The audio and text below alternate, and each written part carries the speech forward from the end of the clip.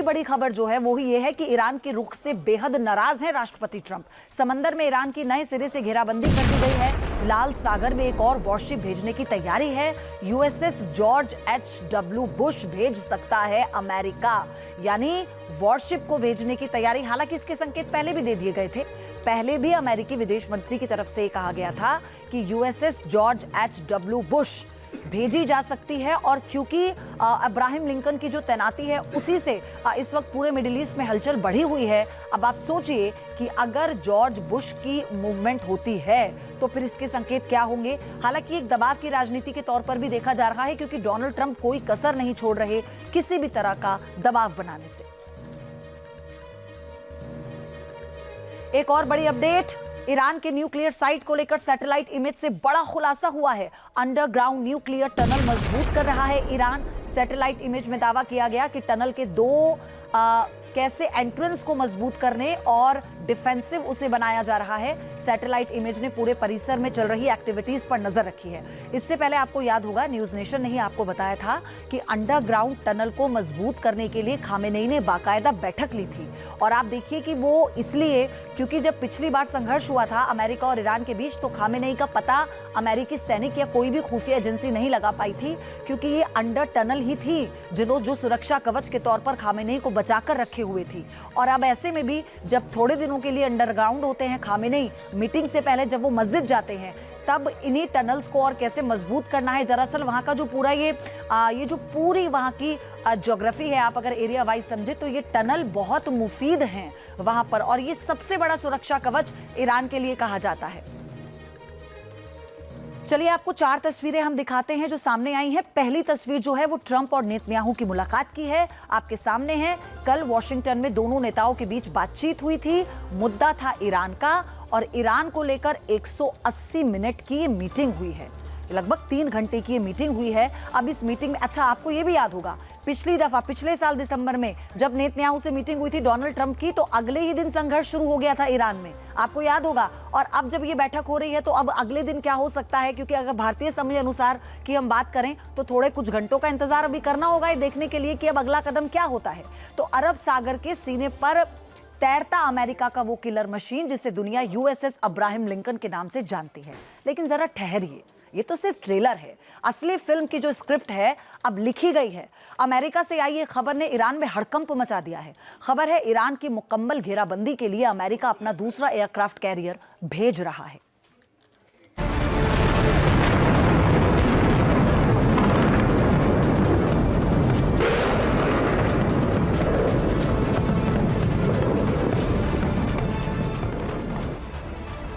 पूरी दुनिया जानती है, समंदर की लहरों को जब यूएसएस अब्राहम लिंकन चीरते हुए आगे बढ़ता है तो उसका मकसद सिर्फ और सिर्फ विनाश होता है।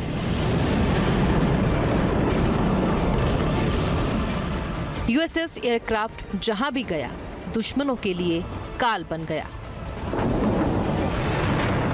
अफगानिस्तान और सीरिया, अमेरिकी नेवी के इस अटैक कैरियर स्ट्राइक ग्रुप ने हर बार दुश्मनों को चारों खाने चित कर दिया।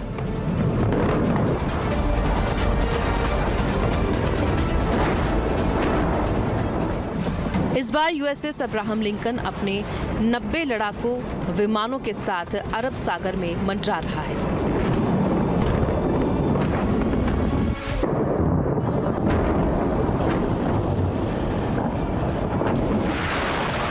मकसद सिर्फ एक है, मौका मिलते ही ईरान पर टूट पड़ना। ईरान के खिलाफ अमेरिका का plan B activate. USS Abraham Lincoln के बाद यूएसएस जॉर्ज बुश। अमेरिका न केवल अरब सागर और फारस की खाड़ी में अपनी ताकत बढ़ा रहा है, बल्कि अब दूसरे एयरक्राफ्ट कैरियर स्ट्राइक ग्रुप को भी मिडिल ईस्ट की ओर रवाना करने की तैयारी में है।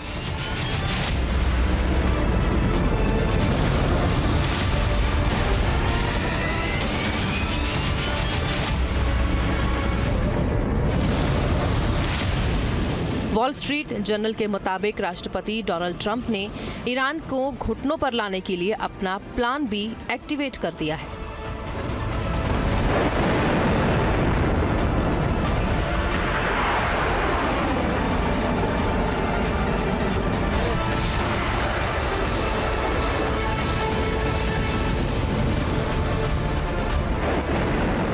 पहले से मौजूद यूएसएस अब्राहम लिंकन को अब साथ मिलने वाला है यूएसएस जॉर्ज H.W. बुश का।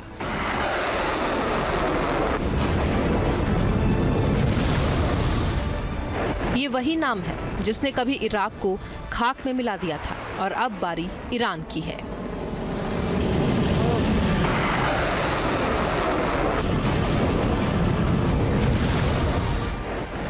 Nuclear powered aircraft USS Abraham Lincoln, जिस पर तैनात लड़ाकू विमानों और मिसाइलों की संख्या अगर कम पड़ जाए तो फिर USS George W. Bush aircraft carrier अपनी करामात दिखाएगा।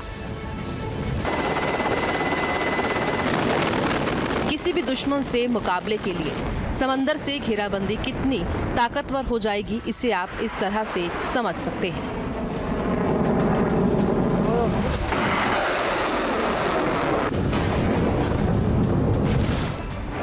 जब दो कैरियर स्ट्राइक ग्रुप साथ होंगे तो उनके पास 150 से ज्यादा लड़ाकू विमान और सैकड़ों टॉमहॉक मिसाइलें होंगी। एडवांस्ड रडार और मिसाइल सिस्टम होंगे। समुद्र और हवा से हमले की विशाल क्षमता होगी। ये बेड़ा अकेले किसी छोटे देश की एयरफोर्स को नेस्तनाबूद करने की ताकत रखता है। ईरान के परमाणु ठिकाने, उसकी मिसाइल यूनिट्स और रेवोल्यूशनरी गार्ड्स के हेडक्वार्टर को आसानी से निशाना बना सकते हैं। अब आपके लिए ये जानना जरूरी है कि यूएसएस जॉर्ज बुश कितना ताकतवर है।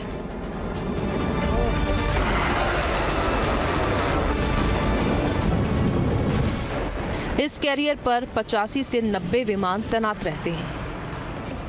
इलेक्ट्रॉनिक युद्धक विमानों और सर्विलांस प्लेटफॉर्मों के एक पूरे एयर विंग की मेजबानी कर सकता है। 2 न्यूक्लियर रिएक्टर होने की वजह से ये 20 साल से भी ज्यादा वक्त तक बिना ईंधन भरे एक्टिव रह सकता है। इसकी रफ्तार 56 किलोमीटर प्रति घंटा से ज्यादा है। वॉल स्ट्रीट जर्नल के मुताबिक दूसरा कैरियर स्ट्राइक ग्रुप अरब सागर की खाड़ी की तरफ कूच करने की तैयारी कर रहा है। अगले 2 हफ्ते के भीतर यह अरब सागर की तरफ रवाना हो जाएगा। माना जा रहा है कि इसकी तैनाती पूर्वी तट से होगी। हालांकि पूर्वी तट से तैनाती में कई हफ्ते लग सकते हैं। ऐसा पहली बार होगा जब महीने 2 महीने के अंदर जब 2 अमेरिकी एयरक्राफ्ट कैरियर एक साथ उसी क्षेत्र में तैनात होंगे। यूएसएस जॉर्ज बुश को रवाना करने के फैसले के पीछे 3 मकसद हैं। समंदर के जरिए ईरान की मजबूत घेराबंदी, दोनों के जरिए ईरान पर ज्यादा दबाव बनाना, बातचीत नाकाम होने पर ईरान पर हमला। हालांकि अमेरिका और ईरान के बीच अभी बातचीत जारी है। दूसरे दौर की बातचीत जल्द होगी। इस बातचीत के जरिए अमेरिका ईरान के न्यूक्लियर प्रोग्राम और बैलिस्टिक मिसाइलों पर रोक की पूरी कोशिश करेगा। दूसरी तरफ ईरान कतई नहीं चाहता कि उसके परमाणु कार्यक्रमों में कोई बाहरी दखल हो। इसे वो संप्रभुता से जोड़कर देख रहा है। इसलिए माना जा रहा है कि दोनों देशों की जिद उन्हें युद्ध के मुहाने पर ले जाएगी। शायद यही वजह है कि अमेरिका समंदर में अपनी ताकत बढ़ाने में जुट गया है। इसकी एक और वजह भी है।